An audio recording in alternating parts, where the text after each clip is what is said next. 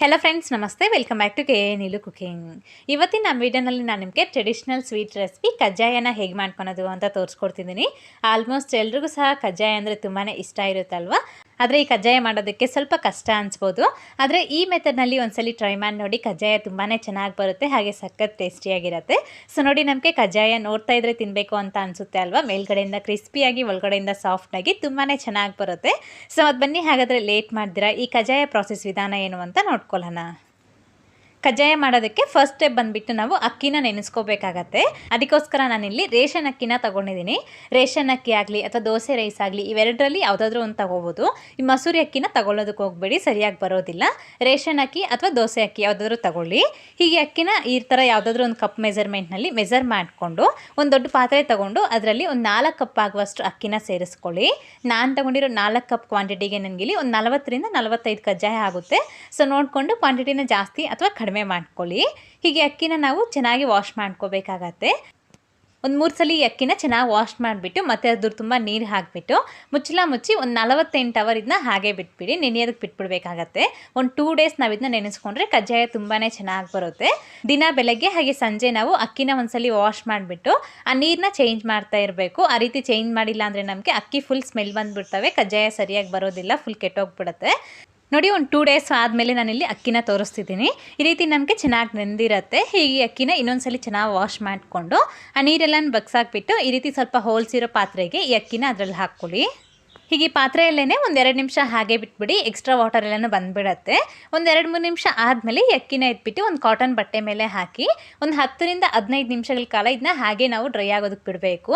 ಮನೆಯಲ್ಲೇ ಫ್ಯಾನ್ ಕೆಳಗಡೆ ಈ ರೀತಿ ನಾವು ಸ್ವಲ್ಪ ತೆಳುವಾಗಿ ಹರಡಿಕೊಂಡು ನಾವು ಇದನ್ನ ಒಣಗಿಸ್ಕೋಬೇಕಾಗತ್ತೆ. ಆಚೆ ಕಡೆ ಎಲ್ಲ ಹಾಕಬಾರ್ದು, ಮನೆಯಲ್ಲೇ ಫ್ಯಾನ್ ಕೆಳಗಡೆ ಇದನ್ನ ಒಣಗಿಸ್ಕೋಬೇಕು. ಈ ಅಕ್ಕಿ ಡ್ರೈ ಆಗೋಷ್ಟರಲ್ಲಿ ಹೀಗೆ ನಾವು ಮತ್ತೆ ನೆಕ್ಸ್ಟ್ ಪ್ರಾಸೆಸ್ ನೋಡ್ಕೊಳ್ಳೋಣ.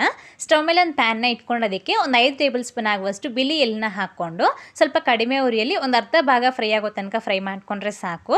ತುಂಬ ಓವರಾಗಿ ಇಲ್ಲೇ ಫ್ರೈ ಮಾಡಬಾರ್ದು, ಮತ್ತು ಎಣ್ಣೆಗೆ ಹಾಕಿದಾಗ ತುಂಬ ಸೀದೋದಂಗೆ ಆಗ್ಬಿಡುತ್ತೆ. ಈ ಎಳ್ಳನ್ನ ಹುರ್ಕೊಂಡಿದ್ದಾದಮೇಲೆ ಒಂದು ಪಕ್ಕಕ್ಕೆ ತಿತ್ಕೊಳ್ಳಿ. ಹೀಗೆ ಮತ್ತೆ ಒಂದು ಮಿಕ್ಸರ್ ಜಾರ್ ತೊಗೊಂಡು ಅದಕ್ಕೆ ಒಂದು 1/4 ಕಪ್ ಆಗುವಷ್ಟು ಒಣ ಕೊಬ್ಬರಿನ ಇದು ಸಣ್ಣದಾಗಿ ಕಟ್ ಮಾಡ್ಕೊಂಡು ಹಾಕ್ಕೊಳ್ಳಿ. ಕೊಬ್ಬರಿ ಅನ್ನೋದು ಆಪ್ಷನಲ್, ಇಷ್ಟ ಇದ್ದರೆ ಹಾಕೋಬೋದು, ಇಲ್ಲಾಂದರೆ ಸ್ಕಿಪ್ ಮಾಡ್ಬೋದು. ಹಾಗೆ ಕೊಬ್ಬರಿನ ಮಾತ್ರ ಜಾಸ್ತಿ ಹಾಕಬಾರ್ದು, ಆದಷ್ಟು ಸ್ವಲ್ಪ ಕಮ್ಮಿನೇ ಹಾಕೋಬೇಕು. ಹಾಗೆ ಒಂದು 5ರಿಂದ 6 ಏಲಕ್ಕಿ, ಹಾಗೆ ಒಂದು ಅರ್ಧ ಟೀ ಸ್ಪೂನ್ ಆಗುವಷ್ಟು ಒಣಶುಂಠಿ ಪುಡಿನ ಹಾಕ್ಕೊಂಡು ಇವೆಲ್ಲನೂ ಸ್ಮೂತಾಗಿ ಪೌಡರ್ ಮಾಡಿಕೊಂಡು ಒಂದು ಪ್ಲೇಟಿಗೆ ಹಾಕಿ ಪಕ್ಕೆತ್ತಿಡಿ. ಮತ್ತು ನಾವು ಹುರ್ಕೊಂಡಿರೋ ಎಳ್ಳು ಕೂಡ ಇದಕ್ಕೆ ಹಾಕ್ಕೊಂಡು ಪಕ್ಕೆತ್ತಿಟ್ಕೊಳ್ಳಿ. ಹೀಗೆ ಮತ್ತೆ ಇಷ್ಟರಲ್ಲಿ ನಮಗೆ ಅಕ್ಕಿ ಕೂಡ ಡ್ರೈ ಆಗಿದೆ ನೋಡಿ. ಕರೆಕ್ಟಾಗಿ ಒಂದು 13 ನಿಮಿಷ ಆಗಿದೆ, ನಮಗೆ ಅಕ್ಕಿ ಕೂಡ ಚೆನ್ನಾಗಿ ಡ್ರೈ ಆಗಿದೆ ನೋಡಿ. ಹಾಗೆ ಅಕ್ಕಿನ ಮಾತ್ರ ತುಂಬ ತೀರಾ ಒಣಗೋ ತನಕ ನಾವು ಇದನ್ನ ಒಣಗಿಸ್ಕೋಬಾರ್ದು. ಸ್ವಲ್ಪ ನೋಡಿ, ನಮಗೆ ಈ ರೀತಿ ತೇವ ಆಗಬಾರ್ದು, ಆದರೆ ಅಕ್ಕಿ ಮಾತ್ರ ತಣ್ಣಗಿರಬೇಕು. ಅಕ್ಕಿ ನಮಗೆ ತುಂಬ ಒಣಗ್ದಂಗೆ ಆಗಿಬಿಟ್ರೆ ನಮಗೆ ಕಜ್ಜಾಯ ಸರಿಯಾಗಿ ಬರೋದಿಲ್ಲ. ಎಣ್ಣೆಗೆ ಹಾಕಿದಾಗ ಫುಲ್ ಚೂರು ಆಗಿಬಿಡತ್ತೆ, ಸರಿಯಾಗಿ ಬರೋಲ್ಲ. ಸೊ ನೋಡಿ, ಈ ಥರ ನಾವು ಅಕ್ಕಿನ ಡ್ರೈ ಮಾಡ್ಕೋಬೇಕು. ಕರೆಕ್ಟಾಗಿ ಒಂದು 10ರಿಂದ 15 ನಿಮಿಷ ಒಳಗಡೆ ನಮಗೆ ಅಕ್ಕಿ ಅನ್ನೋದು ಡ್ರೈ ಆಗಿಬಿಡುತ್ತೆ, ಎತ್ಕೊಂಡ್ಬಿಡ್ಬೋದು. ಹೀಗೆ ಅಕ್ಕಿನ ಎತ್ಕೊಂಡು ಒಂದು ಮಿಕ್ಸಿ ಜಾರಿಗೆ ಹಾಕ್ಕೊಳ್ಳಿ. ಅರ್ಧ ಜಾರಿಗೆ ಅಕ್ಕಿನ ಹಾಕ್ಕೊಂಡು ಚೆನ್ನಾಗಿ ಸ್ಮೂತಾಗಿ ಪೌಡರ್ ರೀತಿ ಮಾಡ್ಕೋಬೇಕು. ಎಷ್ಟು ಫೈನಾಗಿ ಆಗುತ್ತೋ ಅಷ್ಟು ನುಣ್ಣಕ್ಕೆ ಇದನ್ನ ರುಬ್ಕೋಬೇಕಾಗತ್ತೆ. ಈ ರೀತಿ ಅಕ್ಕಿನ ರುಬ್ಕೊಂಡಿದ್ದಾದಮೇಲೆ ಒಂದು ಜಲ್ಡಿಯಲ್ಲಿ ಹಾಕಿ ನಾವು ಈ ಜಲ್ಡಿ ಹಿಡ್ಕೋಬೇಕು. ಚೆನ್ನಾಗಿ ಸ್ಮೂತ್ ಪೌಡರ್ ಆಗಿ ಮಾಡ್ಕೋಬೇಕಾಗತ್ತೆ. ಮತ್ತು ಈ ಉಳಿದಿರೋ ನುಚ್ಚನ್ನ ಎತ್ಬಿಟ್ಟು ಮತ್ತೆ ಅದೇ ಜಾರಿಗೆ ಹಾಕ್ಕೊಂಡು ಪಕ್ಕೆತ್ತಿಡಿ. ಹೀಗೆ ಅಕ್ಕಿ ಹಿಟ್ಟನ್ನ ಈ ರೀತಿ ಹಾಗೆ ಬಿಟ್ಬಿಡ್ತೀರಾ. ಸ್ವಲ್ಪ ಈ ರೀತಿ ಕೈಯಲ್ಲಿ ಚೆನ್ನಾಗಿ ಟೈಟಾಗಿ ಪ್ರೆಸ್ ಮಾಡಿಬಿಟ್ಟು ಮತ್ತೆ ಅದ್ರ ಮೇಲೆ ಒಂದು ಪ್ಲೇಟ್ನ ಮುಚ್ಚಿಬಿಟ್ಟು ಪಕ್ಕೆತ್ತಿಟ್ಕೋಬೇಕು. ಇದು ಮಾತ್ರ ಕಂಪಲ್ಸರಿಯಾಗಿ ಈ ಸ್ಟೆಪ್ನ ಮಾತ್ರ ಮರೀದೇ ಮಾಡಬೇಕು. ಹೀಗೆ ಮತ್ತೆ ಸೇಮ್ ಇದೇ ಪ್ರಾಸೆಸ್ನಲ್ಲಿ ಉಳಿದಿರೋ ಅಕ್ಕಿ ಎಲ್ಲನೂ ಗ್ರೈಂಡ್ ಮಾಡಿಕೊಂಡು ಈ ರೀತಿ ಸ್ಮೂತಾಗಿ ಪೌಡರ್ ಮಾಡಿಕೊಂಡು ಸೇಮ್ ಇದೇ ವಿಧಾನದಲ್ಲಿ ನಾವು ಎಲ್ಲ ಅಕ್ಕಿ ಹಿಟ್ಟನ್ನ ರೆಡಿ ಮಾಡ್ಕೋಬೇಕಾಗತ್ತೆ. ನೋಡಿ, ನಾನಿಲ್ಲಿ ಅಕ್ಕಿ ಎಲ್ಲನೂ ಗ್ರೈಂಡ್ ಮಾಡ್ಕೊಂಡಿದ್ದೀನಿ. ಈ ರೀತಿ ಚೆನ್ನಾಗಿ ಸ್ಮೂತಾಗಿರ್ಬೇಕು. ನಮಗೆ ಎಷ್ಟು ಫೈನಾಗಿ ಆಗುತ್ತೋ ಅಷ್ಟು ನುಣ್ಣಕ್ಕೆ ಇದು ಗ್ರೈಂಡ್ ಮಾಡಿಕೊಂಡು ಒಂದು ಪಕ್ಕಕ್ಕೆ ತಿಟ್ಕೊಳ್ಳಿ. ಈ ರೀತಿ ಟೈಟಾಗಿ ಅಕ್ಕಿ ಹಿಟ್ಟನ್ನ ಪ್ರೆಸ್ ಮಾಡಿಬಿಟ್ಟು ಅದ್ರ ಮೇಲೆ ಪ್ಲೇಟ್ನ ಮುಚ್ಚಿ ಇದನ್ನ ಒಂದು ಪಕ್ಕಕ್ಕೆ ತಿಡಿ. ಈಗ ಮತ್ತೆ ನಾವು ಬೆಲ್ಲ ಪಾಕನ ರೆಡಿ ಮಾಡ್ಕೋಬೇಕು. ಅದಕ್ಕೋಸ್ಕರ ನಾನಿಲ್ಲಿ ಬೆಲ್ಲ ನೋಡಿ ಈ ರೀತಿ ಸಣ್ಣದಾಗಿ ಕಟ್ ಮಾಡ್ಕೊಂಡು ಇಟ್ಕೊಂಡಿದ್ದೀನಿ. ಈ ರೀತಿ ಸಣ್ಣಕ್ಕೆ ಕಟ್ ಮಾಡ್ಕೊಂಡು ಇಟ್ಕೊಳ್ಳಿ. ಈಗ ಮತ್ತೆ ಒಂದು ದೊಡ್ಡ ಪಾತ್ರೆ ತೊಗೊಂಡೋದಕ್ಕೆ ನೀವು ಯಾವ ಕಪ್ಪಲ್ಲಿ ಅಕ್ಕಿನ ತೊಗೊಂಡಿದ್ದೀರೋ ಅದೇ ಕಪ್ಪಲ್ತಿನಲ್ಲಿ ಒಂದು 4 ಕಪ್ ಆಗುವಷ್ಟು ಬೆಲ್ಲನ ಹಾಕ್ಕೊಳ್ಳಿ. ಮತ್ತು ಇದಕ್ಕೆ ಒಂದು 1/4 ಕಪ್ ಆಗುವಷ್ಟು ನೀರನ್ನ ಹಾಕಿ, ಸ್ವಲ್ಪ ಕಡಿಮೆ ಹಾಕ್ಕೊಂಡು ನಡೆಯುತ್ತೆ, ಜಾಸ್ತಿ ಮಾತ್ರ ಹಾಕೋದಕ್ಕೆ ಹೋಗ್ಬೇಡಿ ನೀರನ್ನ. ಈ ರೀತಿ ಸ್ವಲ್ಪ ನೀರನ್ನ ಹಾಕ್ಕೊಂಡು ಗ್ಯಾಸ್ ಮೇಲೆ ಇಟ್ಕೊಂಡು ಈ ಬೆಲ್ಲನ ಪೂರ್ತಿಯಾಗಿ ಮೆಲ್ಟ್ ಮಾಡ್ಕೊಳ್ಳಿ. ಈ ರೀತಿ ಒಂದು ಬೆಲ್ಲ ಎಲ್ಲನೂ ಕರಗಿದ್ದಾದಮೇಲೆ ಇದನ್ನ ಫಿಲ್ಟರ್ ಮಾಡ್ಕೋಬೇಕು ಅಂತಂದರೆ ಫಿಲ್ಟರ್ ಮಾಡ್ಕೊಳ್ಳಿ. ಏನಾದರೂ ಡಸ್ಟ್ ಇದ್ದರೆ ಫಿಲ್ಟರ್ ಮಾಡಿಕೊಂಡು ಮತ್ತೆ ಇದನ್ನ ಬೇರೆ ಪಾತ್ರೆಗೆ ಹಾಕ್ಕೊಂಡು ಪಾಕ ಮಾಡ್ಕೋಬೇಕಾಗತ್ತೆ. ಬೆಲ್ಲ ಫುಲ್ ಕರಗಿದ್ದಾದಮೇಲೆ ಒಂದು 5 ನಿಮಿಷ ಇದನ್ನ ಹಾಗೆ ಬಾಯ್ಲ್ ಆಗೋದಕ್ಕೆ ಬಿಡಿ. ಈ ರೀತಿ ನೋಡಿ ಬೆಲ್ಲ ಪಾಕ ನಮಗೆ ಚೆನ್ನಾಗಿ ಕುದೀತಾ ಇದೆ. ಹೀಗೆ ಸ್ಟವ್ನ ಸ್ವಲ್ಪ ಲೋ ಫ್ಲೇಮ್ ಮಾಡಿಕೊಂಡು ಈ ರೀತಿ ಒಂದು ಬೊಟ್ಲಲ್ಲಿ ನೀರು ತಗೊಂಡು ಅದಕ್ಕೆ ಒಂದು ಸ್ವಲ್ಪ ಪಾಕನ ಹಾಕಿಬಿಟ್ಟು ಅದನ್ನ ಒಂದು 5 ಸೆಕೆಂಡ್ ಈ ರೀತಿ ಹಾಗೆ ಬಿಟ್ಬಿಡಬೇಕು. ಅದಾದಮೇಲೆ ಈ ರೀತಿ ನೋಡಿ ಎಲ್ಲನೂ ಒಂದು ಕಡೆಗೆ ಸೇರಿಸಿ ಈ ರೀತಿ ನೋಡಿ ನಮಗೆ ಒಂದು ಉಂಡೆ ಹದಕ್ಕೆ ಬರ್ತಾ ಇದೆ. ಸೊ ಕರೆಕ್ಟಾಗಿದೆ, ನಮಗೆ ನೀರಲ್ಲೇನು ಹರಡ್ತಾ ಇಲ್ಲ. ಸೊ ಕರೆಕ್ಟಾಗಿದೆ ನಮ್ಮ ಕನ್ಸಿಸ್ಟೆನ್ಸಿ ಅನ್ನೋದು. ಹೀಗೆ ಇದನ್ನ ಕೈಗೆ ಎತ್ಕೊಂಡು ಒಂದ್ಸಲಿ ಚೆಕ್ ಮಾಡ್ಕೊಳ್ಳಿ. ಈ ರೀತಿ ನಮಗೆ ಸಾಫ್ಟ್ ಬಾಲ್ ಕನ್ಸಿಸ್ಟೆನ್ಸಿ ಇರಬೇಕು. ನಾವು ಯಾವ ಕಡೆಗೆ ಫೋಲ್ಡ್ ಮಾಡಿದರೆ ಆ ಕಡೆಗೆ ಇದು ಫೋಲ್ಡ್ ಆಗಬೇಕು. ಹಾಗೆಯೇ ತುಂಬ ಸ್ಮೂತಾಗಿರಬೇಕು. ತುಂಬ ಗಟ್ಟಿಯಾಗಿದ್ದರೆ ನಮಗೆ ಕಜ್ಜಾಯ ಕೂಡ ತುಂಬ ಗಟ್ಟಿಯಾಗಿ ಬಂದುಬಿಡ್ತವೆ. ಸೊ ಹಾಗಾಗಿ ಈ ರೀತಿ ನಮಗೆ ಸಾಫ್ಟ್ ಬಾಲ್ ಕನ್ಸಿಸ್ಟೆನ್ಸಿಗೆ ಪಾಕನ ತೆಗೋಬೇಕಾಗತ್ತೆ. ಇದಕ್ಕಿಂತ ಇನ್ನೂ ಸ್ವಲ್ಪ ಜಾಸ್ತಿ ಪಾಕ ಗಟ್ಟಿಯಾಗೋಯ್ತು ಅಂತಂದರೆ ಅದಕ್ಕೆ ಇನ್ನೂ ಸ್ವಲ್ಪ ನೀರು ಸೇರಿಸ್ಬಿಟ್ಟು ಮತ್ತೆ ಪಾಕನ ರೆಡಿ ಮಾಡ್ಕೋಬೋದು. ಈ ಥರ ಪಾಕ ಬಂದಿದ ತಕ್ಷಣ ಟೈಮ್ ವೇಸ್ಟ್ ಮಾಡ್ತೀರಾ, ಗ್ಯಾಸ್ ಫುಲ್ ಕಡಿಮೆ ಉರಿ ಇಟ್ಕೊಂಡಿದ್ದಕ್ಕೆ ಈ ಎಳ್ಳು ಹಾಗೆಯೇ ಕೊಬ್ಬರಿನ ಪುಡಿ ಮಾಡ್ಕೊಂಡಿದ್ವಲ್ಲ ಅದು ಹಾಗೆಯೇ ಅಕ್ಕಿ ಹಿಟ್ಟಿದೆಯಲ್ಲ ಅದೆಲ್ಲನೂ ಸ್ವಲ್ಪ ಸ್ವಲ್ಪನೇ ಹಾಕ್ಕೊಳ್ತಾ ನಾವು ಈ ರೀತಿ ಕಂಟಿನ್ಯೂಸ್ ಆಗಿ ಮಿಕ್ಸ್ ಮಾಡ್ಕೋಬೇಕು. ಗ್ಯಾಸ್ನ ಫುಲ್ ಕಡಿಮೆ ಉರಿ ಇಟ್ಕೊಂಡು ಈ ಪ್ರಾಸೆಸ್ ಎಲ್ಲನೂ ಮಾಡಬೇಕಾಗತ್ತೆ. ಅಕ್ಕಿ ಹಿಟ್ಟೆಲ್ಲನೂ ಹಾಕ್ಕೊಂಡಿದ್ದ ನಂತರ ಚೆನ್ನಾಗಿ ಮಿಕ್ಸ್ ಮಾಡ್ಕೊಂಬಿಟ್ಟು ಒಂದು 2-3 ನಿಮಿಷ ಇದನ್ನ ಹಾಗೆ ಕಡಿಮೆ ಉರಿಯಲ್ಲಿ ಹಾಗೆ ಬಿಟ್ಬಿಡಿ. ಈ ರೀತಿ ಮಿಕ್ಸ್ ಮಾಡ್ತಾ ಇರಬೇಕು. ಒಂದು 2-3 ನಿಮಿಷ ಆದಮೇಲೆ ನೋಡಿ ನಮಗೆ ಪಾಕ ಅನ್ನೋದು ಈ ರೀತಿ ಸ್ವಲ್ಪ ಗಟ್ಟಿ ಆಗ್ತಾ ಬರುತ್ತೆ. ಹಾಗೆ ನೋಡಿ ನಮಗೆ ಕನ್ಸಿಸ್ಟೆನ್ಸಿ ಅನ್ನೋದು ಈ ರೀತಿ ಸ್ವಲ್ಪ ಲೇಯರ್ ರೀತಿ ಕೂರ್ತಾ ಇದೆ. ಸೊ ಈಗ ಪರ್ಫೆಕ್ಟ್ ಕನ್ಸಿಸ್ಟೆನ್ಸಿ ಬಂದಿದೆ. ಸ್ಟವ್ ಆಫ್ ಮಾಡ್ಕೊಂಬಿಡಿ.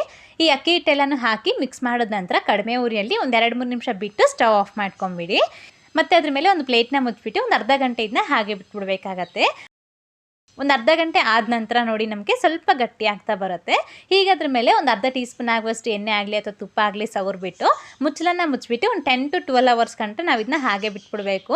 ಒಂದು 10ರಿಂದ 12 ಅವರ್ ಇದನ್ನ ಹಾಗೆ ಬಿಟ್ಬಿಡಿ, ಚೆನ್ನಾಗಾಗುತ್ತೆ. ಇನ್ನೂ ಸ್ವಲ್ಪ ಜಾಸ್ತಿ ಹೊತ್ತು ಬೇಕಂದ್ರೂ ಹಾಗೆ ಬಿಟ್ಬಿಡ್ಬೋದು, ಇನ್ನೂ ಚೆನ್ನಾಗಿ ಬರುತ್ತೆ. ನೋಡಿ ಒಂದು 15 ಅವರ್ ಆದಮೇಲೆ ನಾನಿಲ್ಲಿ ಪಾಕನ ತೋರಿಸ್ತಿದ್ದೀನಿ. ಈ ರೀತಿ ನೋಡಿ ನಮಗೆ ಪಾಕ ಸ್ವಲ್ಪ ಗಟ್ಟಿ ಆಗ್ತಾ ಬಂದಿದೆ. ಪರ್ಫೆಕ್ಟ್ ಕನ್ಸಿಸ್ಟೆನ್ಸಿಗೆ ಪಾಕ ಅನ್ನೋದು ಬಂದಿದೆ. ಈ ರೀತಿ ಗಟ್ಟಿ ಆಗಿಲ್ಲ ಅಂತಂದರೆ ಮತ್ತೆ ಇದನ್ನ ಒಂದು 5-6 ಅವರ್ ಹಾಗೆ ಬಿಟ್ಬಿಡಬೇಕು. ಅಥವಾ ನೀವು ಬೇಗ ಮಾಡಬೇಕು ಅಂತಂದರೆ ಡೀಪ್ ಫ್ರಿಜ್ಜಲ್ಲಿ ಒಂದು 10ರಿಂದ 15 ನಿಮಿಷ ಹಾಗೆ ಬಿಟ್ಟರೆ ಸಾಕಾಗತ್ತೆ. ಸೊ ನೋಡಿ ನಮಗೆ ಈ ರೀತಿ ಪರ್ಫೆಕ್ಟ್ ಕನ್ಸಿಸ್ಟೆನ್ಸಿಯಲ್ಲಿ ಪಾಕ ರೆಡಿಯಾಗಿದೆ. ತುಂಬಾ ಚೆನ್ನಾಗಿ ಬಂದಿದೆ. ಕೈಗೆ ಒಂಚೂರು ಕೂಡ ಕಜ್ಜಾಯದ ಹಿಟ್ಟು ಅನ್ನೋದು ಮೆತ್ಕೊಳ್ತಾ ಇಲ್ಲ. ಹಾಗೆಯೇ ನಾವು ಯಾವ ಕಡೆಗೆ ಫೋಲ್ಡ್ ಮಾಡ್ತಾಯಿದ್ರೆ ಆ ಕಡೆಗೆ ಹಿಟ್ಟು ಕೂಡ ಫೋಲ್ಡ್ ಆಗ್ತಾ ಇದೆ.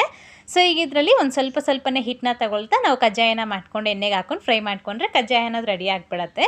ಅದಕ್ಕಿಂತ ಮುಂಚೆ ಈ ರೀತಿ ಪಾಕ ರೆಡಿ ಆದ ನಂತರ ಈ ರೀತಿ ಒಂದು ಬೌಲು ಅದ್ರ ಮೇಲೆ ಕೂರೋ ರೀತಿ ಈ ರೀತಿ ಹೋಲ್ಸಿರೋ ಒಂದು ಪಾತ್ರೆ ತಗೊಳ್ಳಿ ಕಜ್ಜಾಯ ಹಾಕ್ಕೊಳೋದಕ್ಕೆ.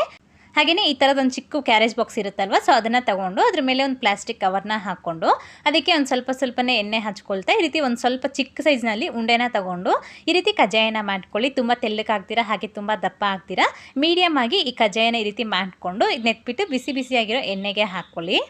ಸೇಮ್ ಇದೇ ವಿಧಾನದಲ್ಲಿ ಎಲ್ಲನೂ ಸಹ ತಟ್ಟಿ ಎಣ್ಣೆಗೆ ಹಾಕ್ಕೊಂಡು ಫ್ರೈ ಮಾಡಿಕೊಂಡ್ರೆ ಕಜ್ಜಾಯ ರೆಡಿ ಆಗೋಗ್ಬಿಡತ್ತೆ. ಸೊ ನೋಡಿ ಈ ಕಡೆ ಎಣ್ಣೆ ಕೂಡ ಚೆನ್ನಾಗಿ ಬಿಸಿಯಾಗಿದೆ. ಎಣ್ಣೆ ಚೆನ್ನಾಗಿ ಬಿಸಿ ಆದ ನಂತರ ಗ್ಯಾಸ್ನ ಮೀಡಿಯಮ್ ಫ್ಲೇಮ್ನಲ್ಲಿ ಇಟ್ಕೊಂಡು ಈ ರೀತಿ ಒಂದೊಂದಾಗಿ ಕಜ್ಜಾಯನ ಎಣ್ಣೆಗೆ ಬಿಟ್ಬಿಟ್ಟು ಅದ್ರ ಮೇಲೆ ಈ ರೀತಿ ಸ್ವಲ್ಪ ಬಿಸಿ ಎಣ್ಣೆನ ಹಾಕ್ತಾ ಇರಿ. ಅದಾದ ನಂತರ ಒಂದು ಕಡೆ ಚೆನ್ನಾಗಿ ಬೆಂದಾದಮೇಲೆ ಮತ್ತೊಂದು ಕಡೆಗೆ ತಿರುಗಿಸ್ಬಿಟ್ಟು ಆ ಕಡೆ ಕೂಡ ಚೆನ್ನಾಗಿ ಬೆಂದಾದಮೇಲೆ ಎತ್ಕೊಂಬಿಡಿ. ಈ ರೀತಿ ಚೆನ್ನಾಗಿ ನಮಗೆ ಬ್ರೌನ್ ಗೋಲ್ಡನ್ ಕಲರ್ ಬರುತ್ತೆ, ಆಗ ಎತ್ಕೊಂಡ್ಬಿಡ್ಬೋದು. ಇದನ್ನ ಈ ರೀತಿ ನೋಡಿ ಒಂದು ಸೌಟ್ ಮೇಲೆ ಹಾಕ್ಕೊಂಡು ಇನ್ನೊಂದು ಸೌಟ್ ಸಹಾಯದಿಂದ ಈ ರೀತಿ ಸ್ವಲ್ಪ ಅದನ್ನ ಪ್ರೆಸ್ ಮಾಡಬೇಕಾಗತ್ತೆ. ಏನಾದರೂ ಎಕ್ಸ್ಟ್ರಾ ಆಯಿಲ್ ಇದ್ದರೆ ಎಲ್ಲನೂ ಬಂದುಬಿಡತ್ತೆ. ಹೀಗೆ ಕಜ್ಜಾಯನ ಎತ್ಕೊಂಡು ಸ್ವಲ್ಪ ಹೋಲ್ಸಿರೋ ಪಾತ್ರೆಗೆ ಹಾಕ್ಕೊಳ್ಳಿ. ಸೇಮ್ ಇದೇ ವಿಧಾನದಲ್ಲಿ ನೆಕ್ಸ್ಟ್ ಎಲ್ಲ ಕಜ್ಜಾಯನೂ ಸಹ ಫ್ರೈ ಮಾಡ್ಕೋಬೇಕಾಗತ್ತೆ. ನೋಡಿ ನಮಗೆ ಕಜ್ಜಾಯ ಅನ್ನೋದು ಎಷ್ಟು ಚೆನ್ನಾಗಿ ಉಬ್ಬಿ ಬರ್ತಾ ಇದೆ ಅಲ್ವಾ, ತುಂಬಾ ಚೆನ್ನಾಗಿ ಬರುತ್ತೆ. ತಪ್ತೀರಾ ನೀವು ಕೂಡ ನಿಮ್ಮ ಮನೇಲಿ ಒಂದ್ಸಲಿ ಟ್ರೈ ಮಾಡಿ ನೋಡಿ. ಈ ಥರ ನಿಮಗೆ ಎಷ್ಟು ಕಜ್ಜಾಯ ಬೇಕು ಅಂತ ನೋಡಿಕೊಂಡು ಅಷ್ಟು ಕಜ್ಜಾಯನ ಮಾಡಿಕೊಂಡು ಉಳಿದಿರೋ ಹಿಟ್ಟನ್ನು ನೀವು ಫ್ರಿಜ್ಜಲ್ಲಿ ಇಟ್ಕೊಂಡು ಸ್ಟೋರ್ ಮಾಡ್ಕೋಬೋದು. 15 to 20 ಡೇಸ್ವರೆಗೂ ಇದನ್ನ ಸ್ಟೋರ್ ಮಾಡಿಕೊಂಡು ಯಾವಾಗ ಬೇಕೋ ಆವಾಗ ಬಿಸಿಯಾಗಿ ಕಜ್ಜಾಯನ ಮಾಡ್ಕೊಂಡು ತಿನ್ಕೋಬೋದು. ಸೊ ನೋಡಿದಿರಲ್ವಾ ಎಷ್ಟು ಸುಲಭವಾಗಿ ಹಾಗೆ ತುಂಬಾ ರುಚಿಯಾಗಿ ನಮಗೆ ಕಜ್ಜಾಯ ಅನ್ನೋದು ರೆಡಿ ಆಗಿಬಿಟ್ಟಿದೆ. ಪ್ರೆಸೆಂಟ್ಗೆ ನಾನಿಲ್ಲಿ 30 ಕಜ್ಜಾಯನ ಮಾಡ್ಕೊಂಡಿದ್ದೀನಿ. ಸ್ವಲ್ಪ ಹಿಟ್ಟನ್ನ ಎತ್ತಿಟ್ಕೊಂಡಿದ್ದೀನಿ. ನೋಡಿ ನಮಗೆ ಕಜ್ಜಾಯ ಅನ್ನೋದು ಎಷ್ಟು ಚೆನ್ನಾಗಿ ಕ್ರಿಸ್ಪಿಯಾಗಿ ಹಾಗೆ ಒಳಗಡೆ ಸಾಫ್ಟಾಗಿ ತುಂಬಾ ಚೆನ್ನಾಗಿ ಬಂದಿದೆ ಅಲ್ವಾ. ನೀವು ಕೂಡ ನಿಮ್ಮ ಮನೇಲಿ ಈ ಥರ ಟ್ರೈ ಮಾಡಿದ್ದಾದಮೇಲೆ ನಿಮ್ಗೆ ಯಾವ ಥರ ಬಂತು ಅಂತ ಕಮೆಂಟ್ ಮಾಡಿ ತಿಳಿಸಿ. ಹಾಗೆ ಈ ರೆಸಿಪಿ ಇಷ್ಟ ಆದರೆ ಲೈಕ್ ಮಾಡಿ, ನಿಮ್ಮ ಫ್ರೆಂಡ್ಸ್ಗೆ ಫ್ಯಾಮಿಲಿ ಮೆಂಬರ್ಸ್ಗಳನ್ನು ಶೇರ್ ಮಾಡಿ. ಮತ್ತಷ್ಟು ಇದೇ ಥರ ಸಿಂಪಲ್ ಆ್ಯಂಡ್ ಕ್ವಿಕ್ ರೆಸಿಪೀಸ್ಗಾಗಿ KA ನೀಲು ಕುಕಿಂಗ್ ಚಾನಲ್ನ ಸಬ್ಸ್ಕ್ರೈಬ್ ಮಾಡಿ. ಕೆಳಗಡೆ ಕಾಣ್ತಾ ಇರುವಂಥ red colour subscribe button subscribe ಆಗಿ.